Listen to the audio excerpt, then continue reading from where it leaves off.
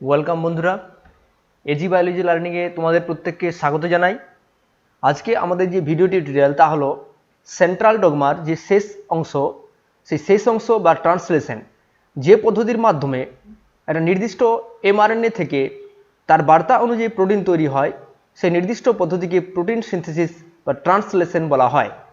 Translation প্রক্রিয়ার জন্য যে সমস্ত প্রধান উপাদানগুলি ব্যবহৃত হয় সেই সমস্ত প্রধান উপাদানগুলি হলো, এক নম্বর হচ্ছে ট্রান্সলেশন প্রক্রিয়ার জন্য প্রথম যে উপাদান ব্যবহৃত হয় বা প্রধান যে উপাদান ব্যবহৃত হয় তা হলো একটি নির্দিষ্ট এমআরএনএ, মেসেঞ্জার আরএনএ। একটি নির্দিষ্ট এমআরএনএ ব্যবহৃত হয়। আর কি ব্যবহৃত হয়? 30S এবং 50S, 30S এবং 50S sub unit of ribosome, অর্থাৎ রাইবোজোমের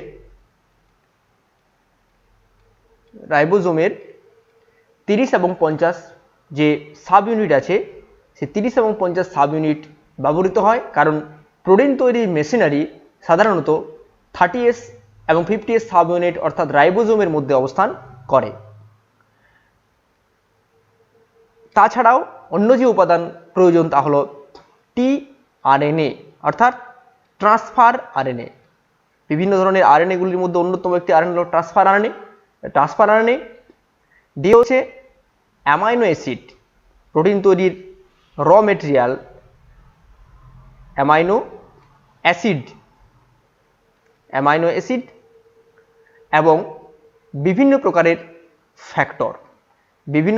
ফ্যাক্টর প্রয়োজন হয়ে থাকে। ফ্যাক্টরগুলির মধ্যে যেমন আছে ইনিশিয়েশন ফ্যাক্টর বা আইএফ ফ্যাক্টর, অর্থাৎ শুরুর জন্য যে ফ্যাক্টরের প্রয়োজন তাদেরকে আইএফ বা ইনিশিয়েশন ফ্যাক্টর বলা হয়। তেমনি আছে ইলংগেশন ফ্যাক্টর, অর্থাৎ প্রোটিন তৈরির শৃঙ্খল দীর্ঘীকরণের জন্য যে ফ্যাক্টরের প্রয়োজন সেই ফ্যাক্টরকে ইএফ ফ্যাক্টর বা ইলংগেশন ফ্যাক্টর বলা হয়। এবং প্রোটিন তৈরির সমাপ্তি যে সমস্ত ফ্যাক্টরগুলি নির্দেশ করে তাদেরকে আরএফ ফ্যাক্টর বা রিলিজিং ফ্যাক্টর বলে থাকে।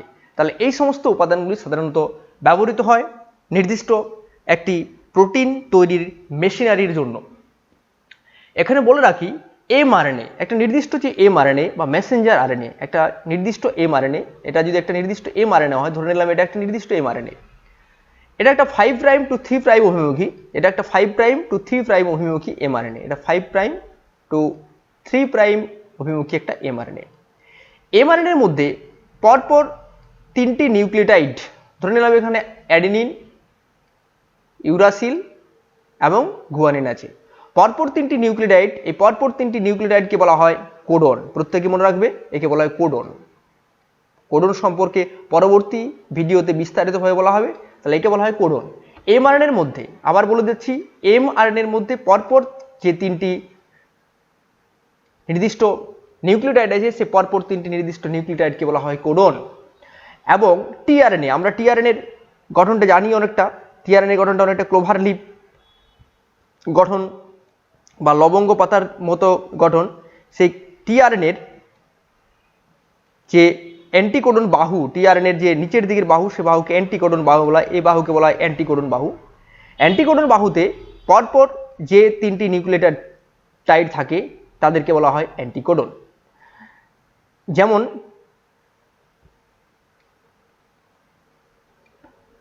ইউএসি, তাহলে এরা পরস্পর হচ্ছে অ্যান্টিকোডন, এদেরকে বলা হয় অ্যান্টিকোডন। অর্থাৎ এমআরএনএর মধ্যে থাকে কোডন এবং টিআরএনএর মধ্যে থাকে অ্যান্টিকোডন। এটা প্রত্যেকে মনে রাখবে। এমআরএনএ মেসেঞ্জার আরএনএ, সবসময় মেসেঞ্জার আরএনএর মধ্যে থাকবে কোডন এবং টিআরএনএর মধ্যে থাকবে অ্যান্টিকোডন। এমআরএনএ এবং টিআরএনএর কোডন অ্যান্টিকোডন পরস্পরের কমপ্লিমেন্টারি হয়। যেমন এখানে যেমন এইউজির কমপ্লিমেন্টারি ইউএসি, এর সাথে ইউর সাথে এ এবং জি এর সাথে সি। এবং এই নির্দিষ্ট টিআরএনএ, যে নির্দিষ্ট টিআরএনএটি অ্যান্টিকোডন যুক্ত, সেই নির্দিষ্ট টিআরএনএটি কিন্তু প্রকৃতপক্ষে অ্যামিনো অ্যাসিড গ্রহণকারী তার যে বাহু, সেই অ্যামিনো অ্যাসিড গ্রহণকারী বাহুর দ্বারা নির্দিষ্ট অ্যামিনো অ্যাসিডকে গ্রহণ করে নিয়ে আসে কোথায় না এমআরএনএ নির্দিষ্ট জায়গায়, অর্থাৎ কোডন অনুযায়ী। তাহলে এইউজি অনুযায়ী নির্দিষ্ট একটা টিআরএনএ একটা নির্দিষ্ট অ্যামিনো অ্যাসিডকে এখানে বহন করে নিয়ে আসবে। পরবর্তী যে আরও 3টে কোডন আছে, সেই 3টি কোডনের সাপেক্ষে আরও একটা নির্দিষ্ট টিআরএনএ অ্যামিনো অ্যাসিডকে বহন করে নিয়ে আসবে এবং এইভাবে কিন্তু প্রোটিন তৈরির শৃঙ্খলের দীর্ঘীকরণ সম্পন্ন হয়। এবার আমরা ডিটেলসে চলে যাচ্ছি জিনিসটা বোঝানোর জন্য। অ্যামাইনো অ্যাসিড চার্জিং একটা নির্দিষ্ট ট্রান্সলেশন প্রক্রিয়ার জন্য প্রথম যে উপাদান বা প্রথম যে উপকরণ তা হলো বা প্রথম যে পদ্ধতি তা হলো amino acid charging. Amino acid charging কি না, কোষীয় যে অ্যামিনো অ্যাসিড পুল আছে সে কোষীয় অ্যামিনো অ্যাসিড পুলের সঙ্গে বা কোষীয় অ্যামিনো অ্যাসিড পুলের সাথে টিআরএনএর সংযুক্তিকরণ পদ্ধতিকে বলা হয় অ্যামাইনো অ্যাসিড চার্জিং। এক্ষেত্রে কি হয় না, নির্দিষ্ট টিআরএনএ যেখানে এটা হচ্ছে তার অ্যান্টিকোডন এবং এটা হচ্ছে তার অ্যামাইনো অ্যাসিড অ্যাসেপ্টর আর্ম, শর্টে লিখছি আমি, অর্থাৎ অ্যামাইনো অ্যাসিড গ্রহণকারী বাহু, এটা 3 প্রাইম দিকের যে বাহু সেটা হচ্ছে অ্যামাইনো অ্যাসিড গ্রহণকারী বাহু এবং এটা হচ্ছে নির্দিষ্ট অ্যামিনো অ্যাসিড, এই লাল কালারে যেটা দেখানো হয়েছে সেটা হচ্ছে অ্যামাইনো অ্যাসিড। তাহলে কোষীয় টিআরএনএ, এটা হচ্ছে টিআরএনএ ট্রান্সফার আরএনএ, টিআরএনএ এবং অ্যামাইনো অ্যাসিড একটি নির্দিষ্ট উৎসেচক, এখানে একটা নির্দিষ্ট উৎসেচকের প্রয়োজন হয়, একটি নির্দিষ্ট উৎসেচকের সহায়তায় যে উৎসেচকের নাম হচ্ছে, নামটা পুরো লিখে দিচ্ছি আমি এখানে, অ্যামাইনো অ্যাসাইল টিআরএনএ সিনথেটেজ। প্রত্যেকে মনে রাখবে এটার নাম amino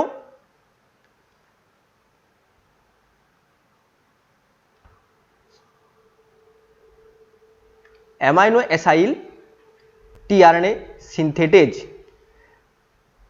amino acyl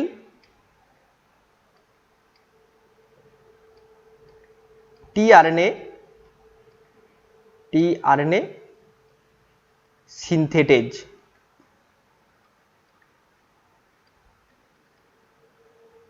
amino acid tRNA synthetase এনজাইমের সহায়তায় প্রত্যেকটি অ্যামাইনো অ্যাসিড প্রত্যেকটি যে নির্দিষ্ট টিআরএনএ আছে তার সঙ্গে আবদ্ধিত হয়। তাহলে শর্টে জিনিসটা যদি দেখানো হয়, আমি এখানে শর্টে জিনিসটা দেখানোর চেষ্টা করছি, পুরো টিআরএনএ ছবিটা না এঁকে আমি পুরো পদ্ধতিতে টিআরএনএ যেভাবে বোঝাবো সেভাবে দেখাচ্ছি। তাহলে এটা একটা নির্দিষ্ট টিআরএনএ, আমি ধরে নিলাম এটা একটা নির্দিষ্ট টিআরএনএ।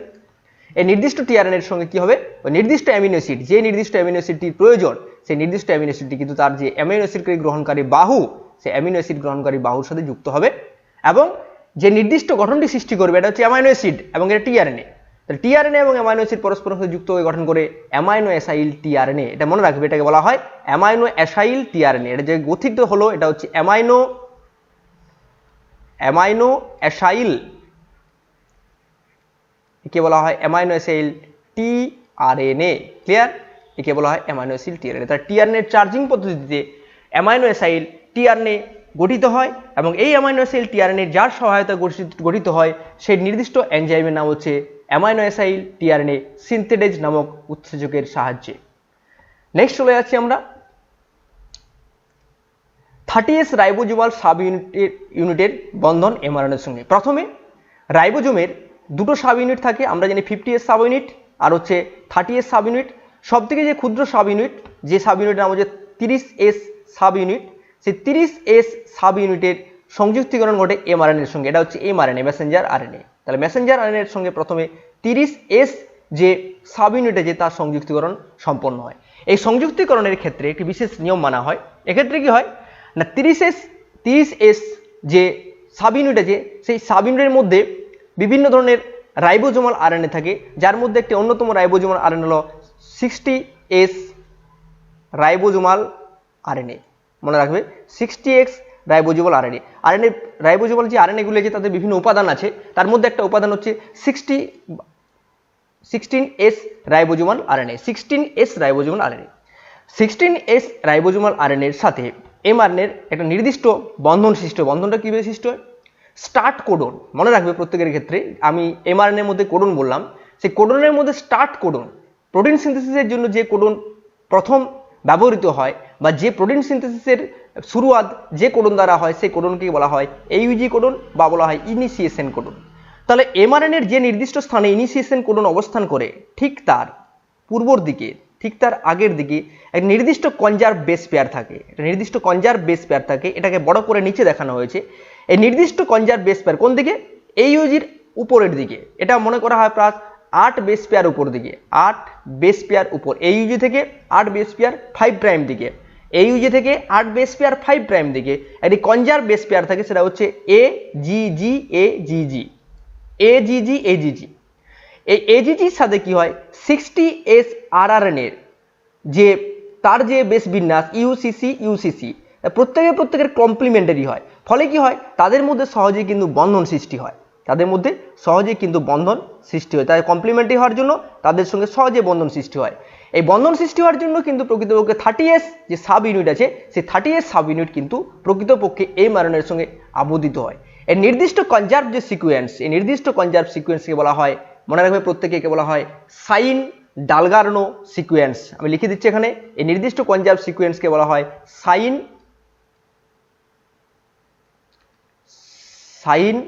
ডালগার্নো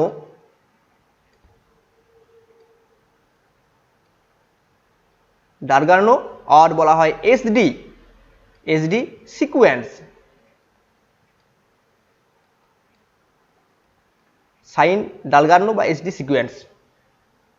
এর কনজার্ভ বেস বিন্যাস কি, এদের কনজার্ভ বেস বিন্যাস SD সিকোয়েন্সের বেস বিন্যাস হচ্ছে A, মনে রাখবে প্রত্যেকে G A G। কার মধ্যে পাওয়া যায়, এটা 5 প্রাইম 3 প্রাইম mRNA এর মধ্যে পাওয়া যায়। তাহলে এটাকে বলা হয় কি, এটাকে বলা হয় সাইন ডালগার্নো সিকোয়েন্স বা সাইন ডালগার্নো অঞ্চল। এটা পরিপূরক 60, কার পরিপূরক হয় এটা মনে রাখবে প্রত্যেকে 60S RRNA, 16S যে RRNA 16S যে RRNA আছে তার পরিপূরক হয়, সেই পরিপূরক হওয়ার জন্য বন্ধনটা সৃষ্টি হয়। এবং এই সময় কি হয় না, এই সময় এই কমপ্লেক্স গঠনের বাইন্ডিং করার জন্য যে ফ্যাক্টর গুরুত্বপূর্ণ ভূমিকা পালন করে তা হচ্ছে ইনিশিয়েশন ফ্যাক্টর 3। ইনিশিয়েশন ফ্যাক্টর 3 এখানে যুক্ত হয়, IF3 ফ্যাক্টর যুক্ত হয়, অর্থাৎ 30S যে রাইবোজোমাল ইউনিট, সেই রাইবোজোমাল ইউনিটের সঙ্গে mRNA এর বন্ধন সৃষ্টি হয়ে যায়। mRNA অভিমুখ হচ্ছে 5 প্রাইম টু 3 প্রাইম অভিমুখী, তাহলে অ্যাটাচমেন্ট হয়ে গেল সাইন ডালগার্নো সিকোয়েন্সের মাধ্যমে। নেক্সট চলে যাচ্ছি আমরা ফরমেশন অফ ইনিশিয়েশন কমপ্লেক্স। এই ইনিশিয়েশন কমপ্লেক্স ফরমেশন হওয়ার সময় বিশেষ ঘটনা লক্ষ্য করা যায়, এটা হচ্ছে 5 প্রাইম টু 3 প্রাইম একটা mRNA, অলরেডি তার সঙ্গে 30S সাব ইউনিট যুক্ত হয়ে গেছে। এখানে যেটা হয়, এখানে যে ঘটনাটা লক্ষ্য করা যায় সেটা হচ্ছে ইনিশিয়েশন ফ্যাক্টর 3 অলরেডি তার সঙ্গে যুক্ত আছে, IF3 অলরেডি যুক্ত আছে, এর সঙ্গে যুক্ত হয় IF1, ইনিশিয়েশন ফ্যাক্টর 1 যুক্ত হয়।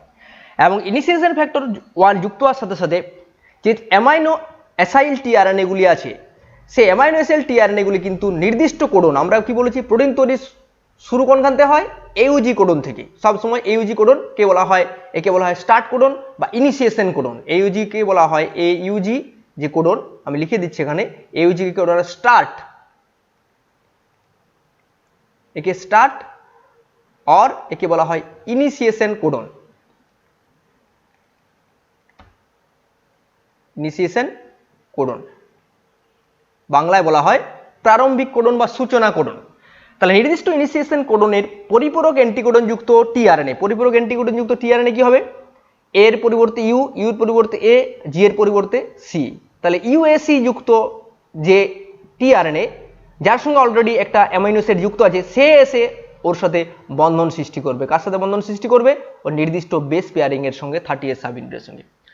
প্রসঙ্গত উল্লেখযোগ্য AUG কোডন বা ইনিশিয়েশন কোডনের সাপেক্ষে যে টিআরএনএটি আসে এবং তার যে অ্যামিনো অ্যাসিডটি থাকে, সেই অ্যামিনো অ্যাসিড হচ্ছে কি না এফমেট বা ফরমাইলেটেড মিথিওনিন। এই অ্যামিনো অ্যাসিডটি হচ্ছে ফরমাইলেটেড মিথিওনিন, অর্থাৎ প্রথম যে অ্যামিনো অ্যাসিডটি আসে AUG কোডনের সাপেক্ষে সেই এটি হচ্ছে সবসময় মিথিওনিন অ্যামাইনো অ্যাসিড। তাহলে মনে রাখবে যে AUG কোডন সর্বদাই কিন্তু মিথিওনিন অ্যামাইনো অ্যাসিডকে কোড করে, মিথিওনিন। AUG কোডন সবসময় মিথিওনিন অ্যামাইনো অ্যাসিডকে কোড করে, অর্থাৎ মিথিওনিন অ্যামিনো অ্যাসিডের সংকেত বহন করে কে, মিথিওনিন অ্যামিনো অ্যাসিডের সংকেত বহন করে AUG কোডন বা সূচনা কোডন। এবং যেহেতু এটা প্রথম আসে প্রোটিন তৈরিস্থলে, তার জন্য ফরমাইলেটেড মিথিওনিন বলা হয়, কারণ একে ফরমাইলেটেড গ্রুপ থাকে, এটা ডিটেলসে যাচ্ছি না আমি, যার জন্য একে ফরমাইলেটেড বা এফমেট বলা হয় কাকে, এই নির্দিষ্ট টিআরএনএটিকে এবং অ্যামিনো অ্যাসিডটিকে। তাহলে ফরমেশন এই ঘটনাটা কি, অর্থাৎ 30S সাব ইউনিট, আবার বলছি 30S সাব ইউনিট, তার সাথে ইনিশিয়েশন ফ্যাক্টর, তার সঙ্গে IF ফ্যাক্টর, IF3 ফ্যাক্টর এবং তার সঙ্গে সঙ্গে টিআরএনএ যখন যুক্ত হয়, এবং mRNA তো অলরেডি আছেই, যুক্ত হয়ে যে বিশেষ কোডনটি সৃষ্টি করে বা যে বিশেষ কমপ্লেক্সটি সৃষ্টি করে সেই কমপ্লেক্সটিকে বলা হয় ইনিশিয়াল কমপ্লেক্স বা সূচনা কমপ্লেক্স। এরপর থেকে কিন্তু প্রোটিন তৈরির সূচনা শুরু হয়। নেক্সট চলে যাচ্ছি আমরা, এরপরে কি attachment of 50s unit with initial complex. আমরা দেখেছিলাম আগে 30s সাব ইউনিট যুক্ত হয়েছিল, 50s সাব ইউনিট যুক্ত হয়নি, এরপরে 50s সাব ইউনিট যুক্ত হয়। তাহলে mRNA 5 প্রাইম টু 3 প্রাইম অভিমুখী, 3 প্রাইম টু এই সময় কি হয় না, এই সময় ইনিশিয়েশন যে ফ্যাক্টরগুলি ছিল অর্থাৎ IF1 এবং IF3 এই দুটি ফ্যাক্টর কিন্তু এখান থেকে বেরিয়ে যায় বা এদের রিলিজ হয়ে যায়, এরা এখান থেকে বেরিয়ে যায়, এরা কমপ্লেক্স থেকে ছেড়ে বেরিয়ে যায় এবং এই সময় একটি বিশেষ কমপ্লেক্সের প্রয়োজন হয়, তার নাম হচ্ছে ইনিশিয়েশন IF ফ্যাক্টর 2। এই IF ফ্যাক্টর 2 এর সহায়তায় জিটিপি গুয়ানোসিন ট্রাইফসফেট এর ভাঙন শুরু হয় এবং তৈরি হয় জিডিপি প্লাস পিআই, তৈরি হয় জিডিপি প্লাস পিআই এবং এখান থেকে এনার্জি রিলিজ হয়, এখান থেকে এনার্জি রিলিজ হয়, যে এনার্জির জন্য এটা হচ্ছে 30s ইউনিট, উপরে হচ্ছে 30s, নিচে হচ্ছে 50s, যে কারণের জন্য 50s ইউনিট এসে এখানে যুক্ত হয়, কার সঙ্গে যুক্ত হয় mRNA এর সঙ্গে, অর্থাৎ টোটাল রাইবোজোমের ইউনিটগুলি দুটোই একসঙ্গে যুক্ত হয়ে যায় 30s এবং 50s। 30s অলরেডি আগের থেকে ছিল, নতুন করে 50s যুক্ত হয় কার জন্য, IF2 ফ্যাক্টরের উপস্থিতিতে যুক্ত হয়।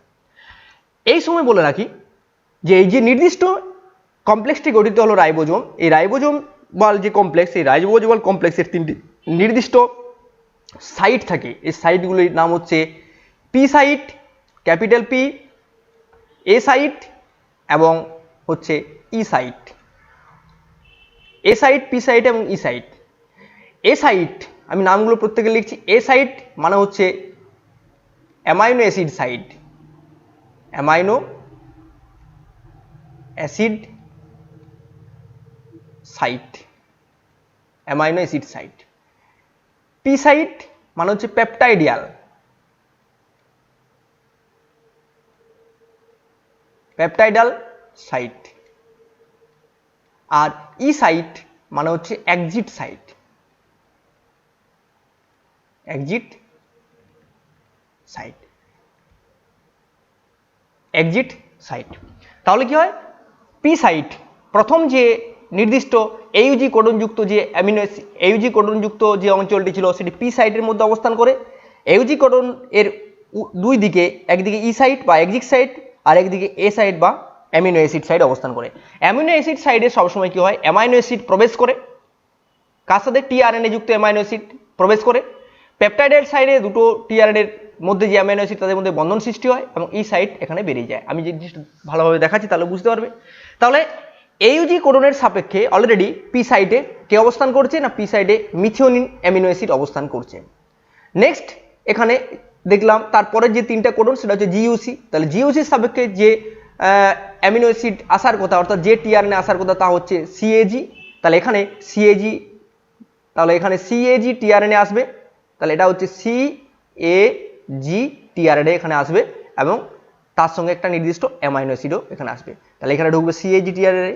তাহলে প্রত্যেকটা টিআরএনএ কোন সাইটে প্রবেশ করছে, টিআরএনএ যে সাইটে প্রবেশ করছে সেই সাইটটা হচ্ছে এ সাইট। তাহলে এ সাইটে যেহেতু প্রবেশ করে তার জন্য একে অ্যামাইনো অ্যাসিড সাইট বলা হয়, কারণ যেহেতু অ্যামাইনো অ্যাসিডটা পরস্পরের সঙ্গে প্রবেশ করে।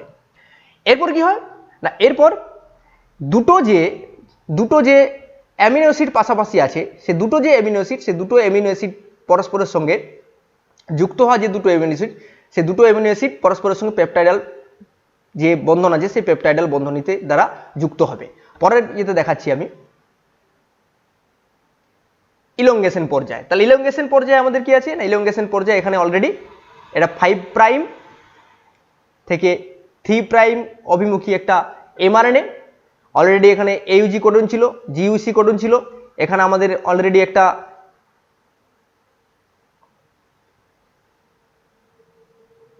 অ্যামিনো অ্যাসিড যুক্ত টিআরএনএ অবস্থান করছে। সাইটগুলোর নামটা আমি আরেকবার লিখে দিচ্ছি, এটা পি সাইট, এটা এ সাইট, এটা হচ্ছে ই সাইট। তা লক্ষ্য করে দেখো, পি সাইট এ সাইট ব্লক হয়ে আছে, ই সাইট ফাঁকা, অর্থাৎ দুটো যে রিডিং ফ্রেম, একটা ট্রিপলেট কোডন রিডিং করা হয়েছে তার সাপেক্ষে অ্যামিনো অ্যাসিড আছে, তার পরবর্তী ট্রিপলেট কোডন রিড হয়েছে তার সাপেক্ষে অ্যামিনো অ্যাসিড আছে। এই অবস্থায় কি হয়, যে 5 প্রাইম টু 3 প্রাইম মুখী যে এমআরএনএ আছে সে সামনের দিকে অগ্রসর হয়। ফলে সামনের দিকে অগ্রসর হলে পুরো ঘটনাটা পরিবর্তন ঘটে যায়। পুরো ঘটনাটা কেমন পরিবর্তন ঘটে দেখিয়ে দিচ্ছি। পুরো ঘটনাটা পরিবর্তন যেটা ঘটে সেটা হচ্ছে এইউজি সাইটে যে অবস্থান করছিল, অর্থাৎ এইউজি সাইটে অবস্থানকারী যে টিআরএনএ সে চলে আসবে কোথায়, না সে চলে আসবে ই সাইটে, সে চলে আসছে ই সাইটে, আর এ সাইটে অবস্থানকারী যে টিআরএনএ আছে সে চলে আসবে পি সাইটে, তাহলে পি সাইডে অর্থাৎ এ সাইড যেটা আছে এই সাইডটা, অর্থাৎ এখানে এই সাইডটা ফাঁকা হয়ে যাবে। প্রকৃতপক্ষে এই সাইডটা এখানে কিন্তু ফাঁকা হয়ে যাবে, কারণ স্থানান্তরণ এক ঘর করে প্রত্যেকের স্থানান্তরণ হয়ে গেল। এটা এখানে আর থাকবে না, এইউজিটা চলে যাবে, এইউজি কোডন চলে যাবে এখানে চলে যাবে এইউজি কোডন, এই কোডনগুলো আর থাকবে না। জিসি যে কোডন ছিল, এখানে ছিল জিইউসি কোডন, সেই জিইউসি কোডন এখানে চলে আসবে, এখানে হবে জিইউসি কোডন, আর এই পরের তিনটা কোডন এখানে ফাঁকা হয়ে যাবে। এই অবস্থায় কি হয়, যখনই পি সাইটে অ্যামিনো অ্যাসিড প্রবেশ করে যায় এবং ই সাইডে অ্যামিনো অ্যাসিড প্রবেশ করে যায়, তখন পাশাপাশি দুটো অ্যামিনো অ্যাসিডের মধ্যে একটি নির্দিষ্ট বন্ধন সৃষ্টি হয়। সেই বন্ধনকে বলা হয় পেপটাইড বন্ধন।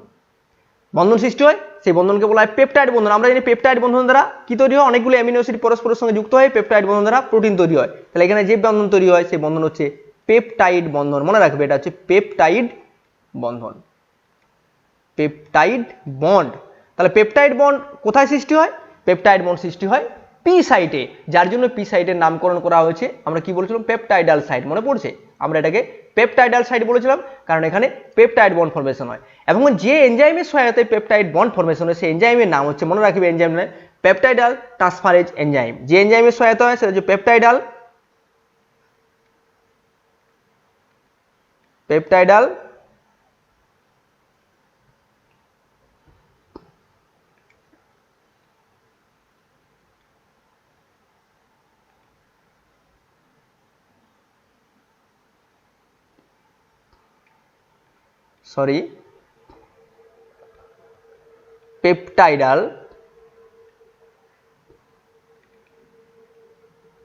ট্রান্সফারেজ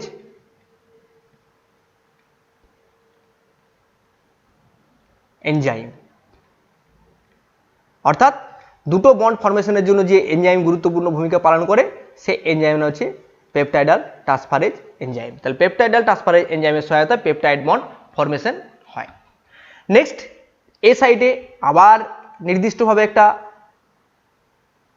অ্যামাইনো অ্যাসিড যুক্ত টিআরএনএ আসবে, সরে চলে যাবে, এবং এই সময় কি হয় না, পেপটাইড বন্ড ফরমেশন হওয়ার পর যে ঘটনাটা ঘটে সেটা হচ্ছে যে প্রথম যে টিআরএনএ এসেছিল সেই টিআরএনএ এক্সিট সাইড দিয়ে বাইরে বেরিয়ে চলে যায়। অর্থাৎ এ আর এখানে প্রোটিনটাকে ছেড়ে অ্যামাইনো অ্যাসিডটাকে ছেড়ে দেয়, এবং অ্যামাইনো অ্যাসিডটা ছেড়ে দিয়ে সে কিন্তু অলরেডি বাইরে বেরিয়ে চলে যায়, এক্সিট হয়ে যায়। ফলে এক্সিট অঞ্চল ফাঁকা হয়। আবার এটার M5 প্রাইম যে 3 প্রাইম এমআরএনএ আছে সামনের দিকে অগ্রসর হয়, সামনের অংশ ফাঁকা হয়, এবং এইভাবে কিন্তু প্রোটিনের পেপটাইড যে বন্ড আছে সেই পেপটাইড বন্ড কিন্তু বৃদ্ধিপ্রাপ্ত থাকে, কারণ পরপর এখানে ট্রিপলেট কোডনগুলি অবস্থান করে। এটা একটা ট্রিপলেট কোডন, তারপরে আরও ট্রিপলেট কোডন, এগুলো ট্রিপলেট কোডন, এইভাবে ট্রিপলেট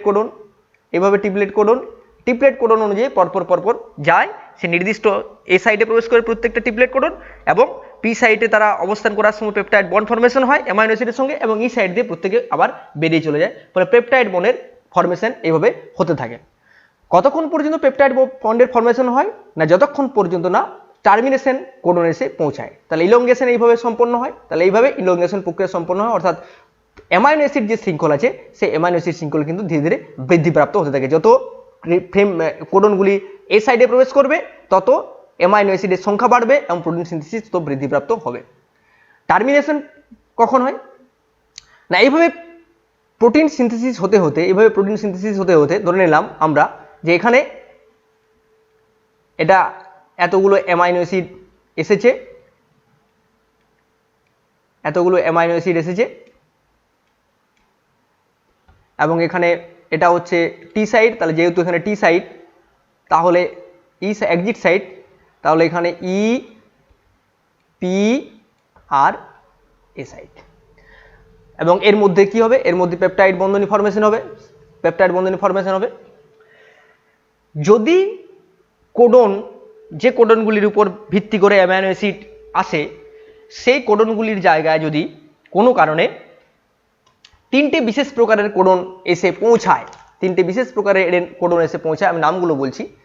সেই কোডনগুলোর নাম হচ্ছে ইউ এ এ, বা এটাকে বলা হয় ওখরে,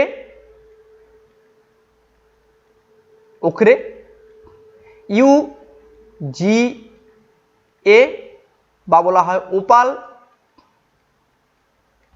আর ইউ এ জি বা বলা হয় এম্বার।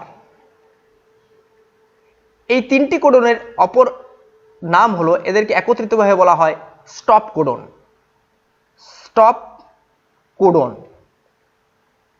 এদেরকে স্টপ কোডন বলা হয়, কারণ এরা প্রোটিন সংশ্লেষের ক্ষেত্রে বন্ধ করে থাকে বা প্রোটিন সংশ্লেষকে স্টপ করে, অর্থাৎ অ্যামিনো অ্যাসিড বহন করার ক্ষেত্রে এরা কোনো সংকেত বহন করে না। এরা প্রত্যেকে কিন্তু ইউ দিয়ে শুরু, প্রত্যেকের শুরুয়াত অক্ষর হচ্ছে ইউ। তাহলে এ সাইডে যদি কোনো কারণে এই তিনটি কোডনের মধ্যে একটি কোডন, ধরে নিলাম এখানে ইউ এ এ অবস্থান করে আছে, যখনই ইউ এ যদি কোনো কারণে অবস্থান করে অর্থাৎ স্টপ কোডন যদি চলে যায়, তাহলে এরা কিন্তু কোনো অ্যামিনো অ্যাসিডের সংকেত বহন করে না, এরা অ্যামিনো অ্যাসিড সিগন্যাল বহন করে না। তখন কি হয়, তখন রিলিজিং ফ্যাক্টর, যে নির্দিষ্ট রিলিজিং ফ্যাক্টর আছে, সেই নির্দিষ্ট রিলিজিং ফ্যাক্টর সেখানে গিয়ে উপস্থিত হয়। সেখানে নির্দিষ্ট রিলিজিং যে ফ্যাক্টর আছে, সেই নির্দিষ্ট রিলিজিং ফ্যাক্টর সেখানে গিয়ে উপস্থিত হয়। তাহলে এটা রিলিজিং ফ্যাক্টর, সেই নির্দিষ্ট রিলিজিং ফ্যাক্টর উপস্থিত হয়, এবং এই নির্দিষ্ট রিলিজিং ফ্যাক্টর কোনো অ্যামিনো অ্যাসিড সংকেত বহন করে না। এটা হচ্ছে আর এফ ফ্যাক্টর, আর এফ ফ্যাক্টর বা রিলিজিং ফ্যাক্টর এসে উপস্থিত হয় এ সাইটে।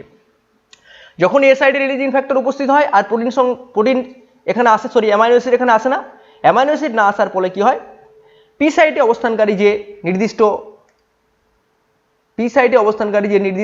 টিআরএনএ ছিল, যে অলরেডি প্রোটিন অ্যামিনো অ্যাসিডের শৃঙ্খলটি বহন করছিল, সে ই সাইটে এসে প্রবেশ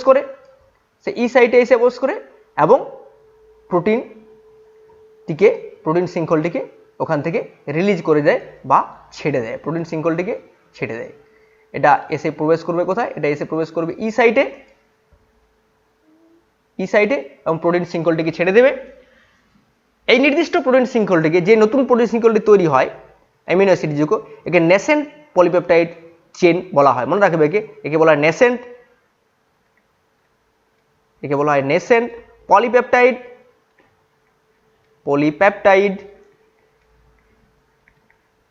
পলিপেপটাইড চেন। আর পলিপেপটাইড শৃঙ্খল কিন্তু তৈরি হয় না। এই নতুন চেনটিকে বলা হয় নেসেন্ট পলিপেপটাইড শৃঙ্খল, একে বলা হয় নেসেন্ট পলিপেপটাইড শৃঙ্খল। কার জন্য এই পলিপেপটাইড শৃঙ্খল রিলিজ ঘটে, যার জন্য রিলিজ ঘটে, সে হচ্ছে আরএফ ফ্যাক্টর বা রিলিজিং ফ্যাক্টরের জন্য। কাদের সহায়তায়, অক্ষরে ওপার এম্বার নামক যে স্টপ কোডন আছে বা ননসেন্স কোডন, এদের অপর নাম হচ্ছে ননসেন্স কোডন, সেই ননসেন্স কোডনগুলির জন্য এদেরকে পলিপেপটাইড শৃঙ্খলে পরিসমাপ্তি ঘটায়, কারণ ননসেন্স কোডনগুলো কোনো অ্যামিনো অ্যাসিডের সংকেত বহন করে না। নেক্সট হচ্ছে রিলিজ অফ পলিপেপটাইড চেন। যে পলিপেপটাইড চেনটি তৈরি হয়েছিল, সেই পলিপেপটাইড চেনটি সেখান থেকে বেরিয়ে যায় রাইবোজোম থেকে, 5 প্রাইম টু 3 প্রাইম অভিমুখী এমআরএনএ রিলিজ ঘটে, 30S সাব ইউনিট আলাদা হয়ে যায়, 50S সাব ইউনিট আলাদা হয়ে যায়, এবং প্রোটিন তৈরি হয়। এর পরবর্তীকালে যে